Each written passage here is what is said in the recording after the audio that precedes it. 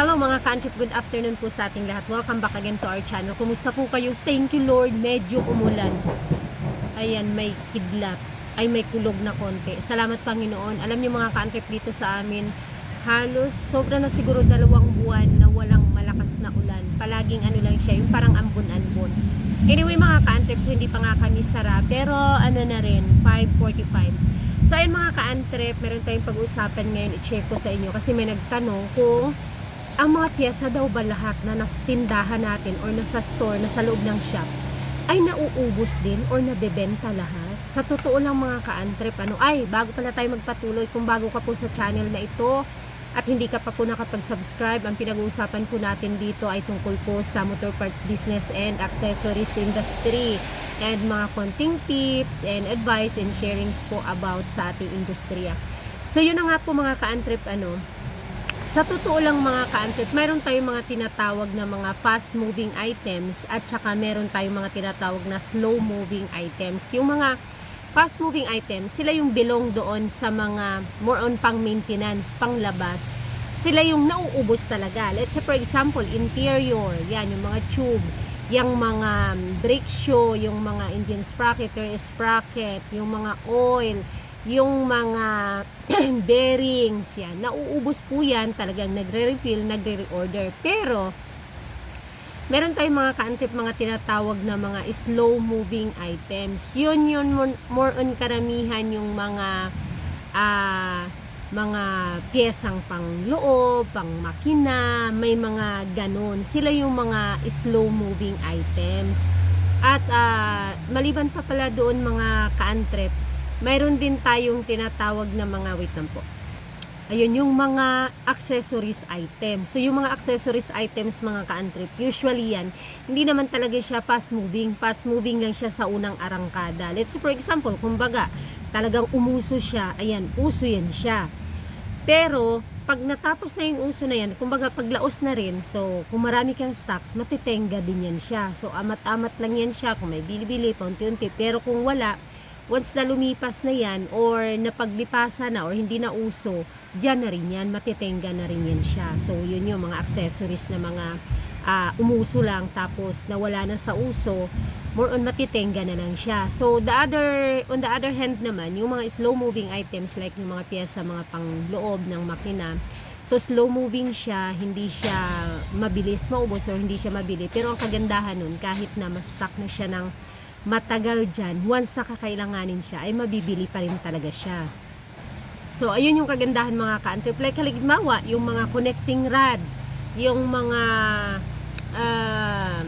cover ng mga magneto, yan. Medyo matagal yan at medyo mabagal yan siya. Pero, kahit na gaano pa yan siya katagal dyan sa shelf mo or sa estante mo, once na kakailanganin yan, mabebenta yan siya. Minsan nga, 2 taon nang nandyan, hindi pa nabibili o hindi pa nauubos. Abutan na ng 3 taon. May mga ganong items mga ka-antrip. Pero yun nga, ang advantage ng piyesa talaga. Kasi kahit gaano katagal, once na kakailanganin at gagamitin talaga siya. Wala kang choice, kundi ang gamitin pa rin yun or bibilhin pa rin yun or maibebenta mo pa rin. But, yung mga accessories na tinatawag ay once na lumipas na siya, pwede na siyang hindi na umuso, hindi na rin siya mabibili. So meron gamin din yan, meron din ang mga shop niyan, yung mga napaglipasan na ng mga uso-uso, yan, 3 taon na dyan natitingga, 2 taon na.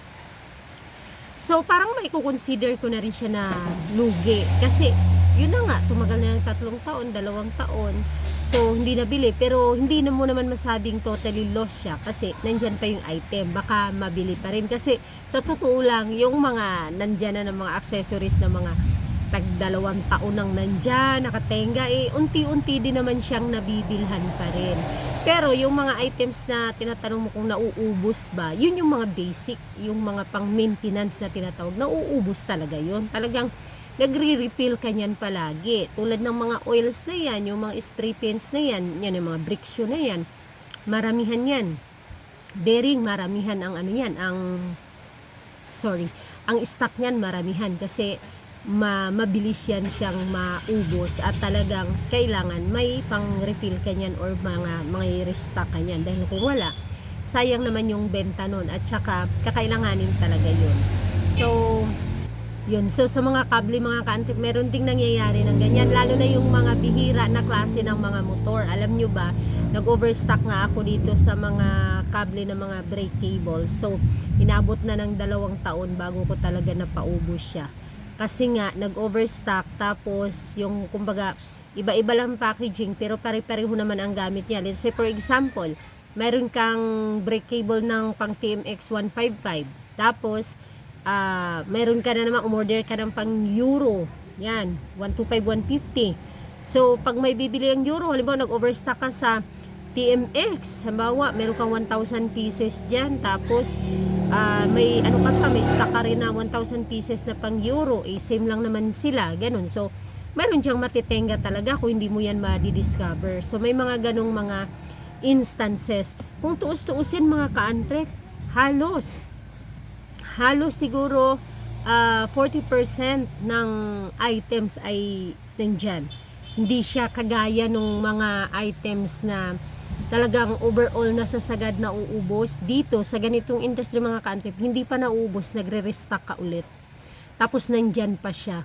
Tapos may mga items pa na nandyan na talaga matagal na. So yung pera mo talaga technically nandyan.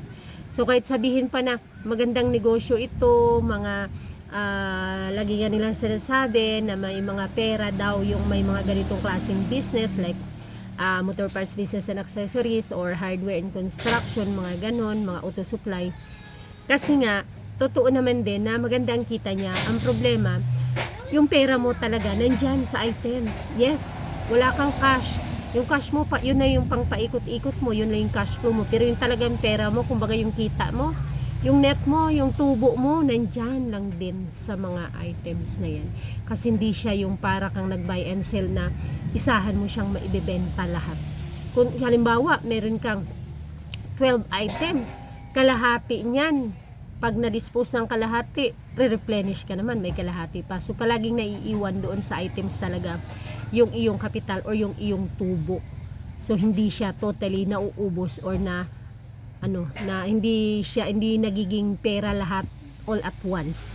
Yung pera namin usually, yung tubo mo usually, yan yung mga nandyan sa items. Marami. Kung tuus-tuusin mga ka-antrep, napakarami. Ito pa naman yung capital sa ganitong klaseng business ay hindi rin basta-basta. Kita mo naman mga ka-antrep, 'di ba? Ilang boxes lang yan ng mga ganun na yung halaga niya. Tapos, hindi mo pa yan mapaupaubos, magre-replenish ka na or mag-ano ka na ulit, mag-restock, 'di ba? So, yun lang. Yun yung downfall actually ng ganitong business. Kagandahan nito, hindi nasisira, hindi na expired, hindi siya, kahit may kalawang na yan, okay pa yan siya as long as na hindi pa kinain ng kalawang. Depende sa items po, Hindi naman pwede yung mga piston ring na kinalawang na or yung mga yung mga steering cone bearing na hindi na maglalaro ay kinalawang na. Pero as much as possible na kaya pa siyang oilan, maibebenta mo pa siya kahit gano'ng katagal. Hindi siya may expired kagaya naman ng mga pagkain. Yun naman yung advantage ng ganito. Nga lang, yung pera mo talaga most of the time or technically talaga nandyan sa items sa hindi nabibili. Nandyan yung pera mo, wala dito sa nabibili. Usually yung nabibili, yan ay yung cash flow mo. Tapos pang ulit, pang purchase ulit, pang bayad sa sa mga naka-terms, ganon. Tapos ang kikitain mo nandyan. Kaya wala kang pera na nasa kamay mo nakita. Nandyan lahat sa items. So yun lang, sana nakatulong yung akin na i-share sa inyo. Sa mga hindi pa nakapag-subscribe, pa-subscribe na lang po sa mga nagugustuhan yung mga ganitong klaseng usapan. Bye-bye!